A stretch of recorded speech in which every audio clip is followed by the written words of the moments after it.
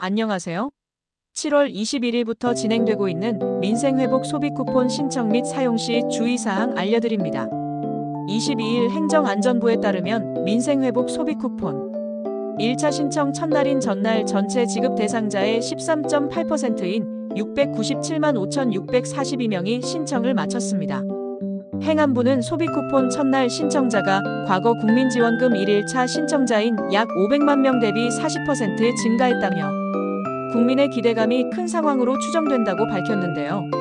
실로 이날 일부 카드사 애플리케이션 앱 접속이 먹통이 되거나 대기 시간이 길어졌고 주민센터도 신청하려는 인파가 몰려 북적였습니다. 그런데 사용하기 전 꼭 알아둬야 할 주의사항도 있습니다. 이번 소비쿠폰을 단순히 상품권 취급하면 혼쭐 날 수 있는데요. 지원금이 환수될 수 있을 뿐더러 향후 지급 대상에서 배제, 부과금을 내야 할 수도 있습니다. 벌써 현금 깡 등장 걸리면 최대 징역 3년. 민생쿠폰 발급이 시작되자마자 온라인 커뮤니티, 사회관계망 서비스 SNS에는 눈에 띄는 글이 올라왔습니다. 민생쿠폰을 중고거래 플랫폼에서 현금화하려는 사례가 잇따라 포착된 겁니다. 한 네티즌은 벌써 등장한 민생지원금 되팔이라는 글과 함께 당근 판매 게시글을 캡처해 게재했는데요. 이 캡처본에 따르면 한 이용자는 국민지원금 선불카드 15만원짜리를 13만원에 판다며 주소지는 서울인데 제가 일하고 생활하는 곳은 인천이라 쓸 시간이 없다고 밝혔습니다.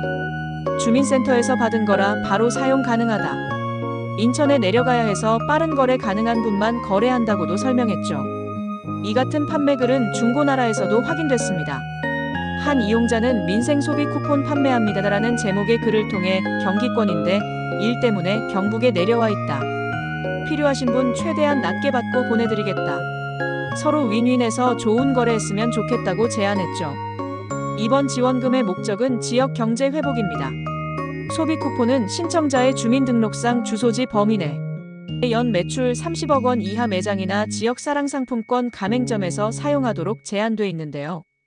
현금으로 전환되면 대형마트나 대기업 직영 매장에서의 소비로 이어질 가능성이 커져 소상공인 지원 효과가 떨어질 수 있다는 지적이 나옵니다.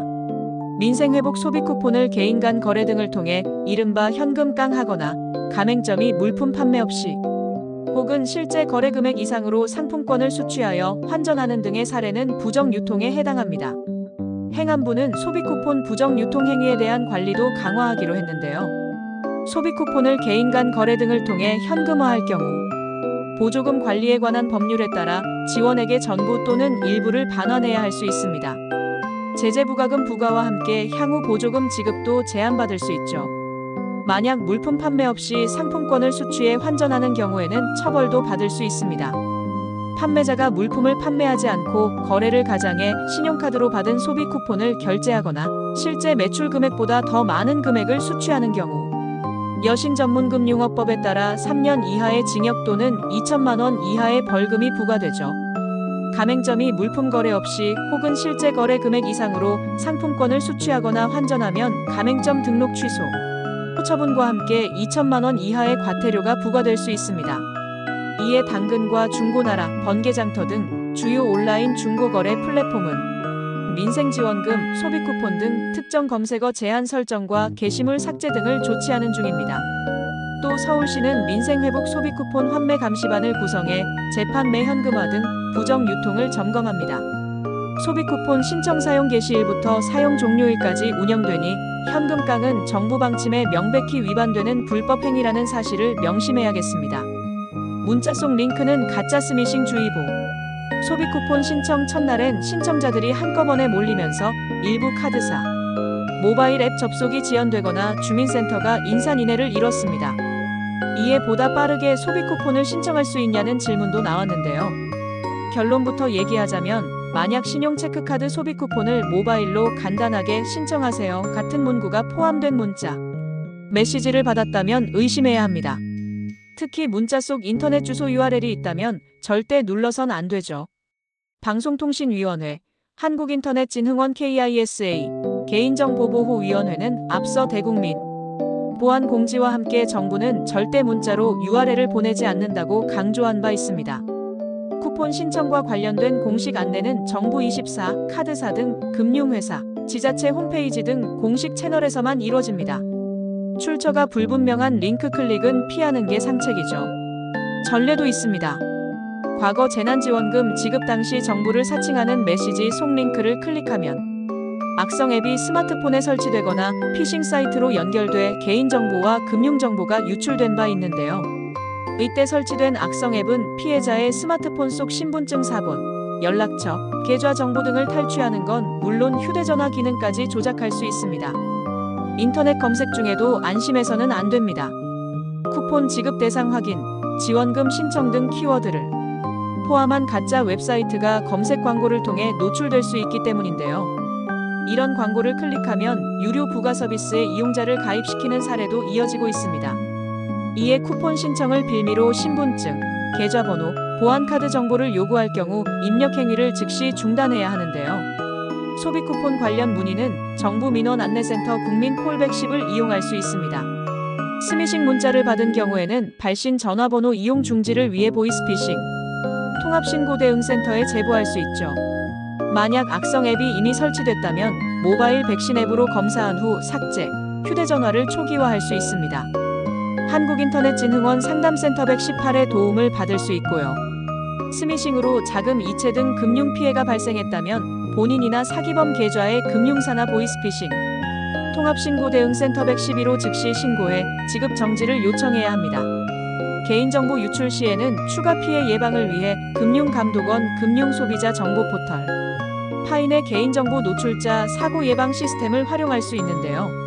신청인이 직접 개인정보를 등록하면 신규 계좌 개설이나 신용카드 발급 등을 막을 수 있습니다.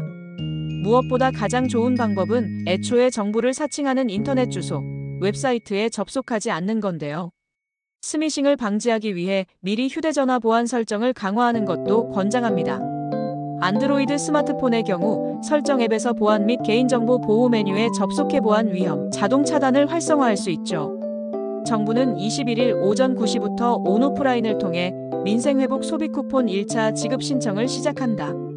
소비 활성화와 소상공인 및 자영업자 매출 확대를 위한 조치다.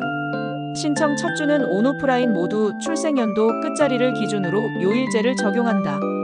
소비쿠폰은 소득 상위 10% 15만원, 일반 국민 25만원, 한부모 차상위 가족 40만원, 기초수급자 50만원을 1, 2차에 걸쳐 지급한다. 사용기한 11월 30일까지 반드시 기간 내 신청하세요. 기본적으로 소비쿠폰은 1인당 15만원입니다. 차상 위계층 한 부모 가족은 1인당 30만원, 기초생활수급자는 1인당 40만원을 받는데요. 서울 인천 경기를 제외한 비수도권 지역 주민은 3만원, 84개 농어촌 인구 감소 지역 주민에게는 5만원을 추가로 받습니다. 이렇게 1인당 15만에서 45만원을 받죠. 이번 소비쿠폰은 1차분인데요. 신청 기간은 9월 12일까지 약 8주간입니다. 이 기간을 놓치면 소비쿠폰을 신청할 수 없다는 사실도 잘 알아둬야 하죠. 9월 22일부터 10월 31일까지 지급되는 2차분은 건강보험료를 활용해 소득 하위 90%에게만 1인당 10만원을 추가 지급하는 방식입니다. 신청 첫 주인 5일간은 요일제를 적용합니다. 이 기간에 출생연도 끝자리가 1, 6은 월요일 2, 7은 화요일, 3, 8은 수요일 4구는 목요일 5형은 금요일에 신청하면 됩니다. 토요일인 26일부터는 요일제가 해제돼 출생연도에 관계없이 모두 신청할 수 있습니다. 소비쿠폰을 받은 지역이 특별시나 광역시 세종시, 제주시 포함라면 해당 특별시 광역시 내에서만 사용할 수 있습니다. 일례로 경기도에 사는 사람은 서울의 식당에서 소비쿠폰을 쓸 수 없죠. 지급받은 곳이 도지역이라면 해당 도 소재 시군 지역에서 쓸 수 있습니다. 사용 기한도 기억해둬야 합니다. 소비쿠폰은 11월 30일까지 사용할 수 있으며 기한이 지나면 잔액은 자동 소멸, 국고로 환수되기에 정해진 기간 내 사용해야 하는데요. 신청 방법부터 사용 기한, 주의사항을 꼼꼼히 확인해두는 게 좋겠습니다.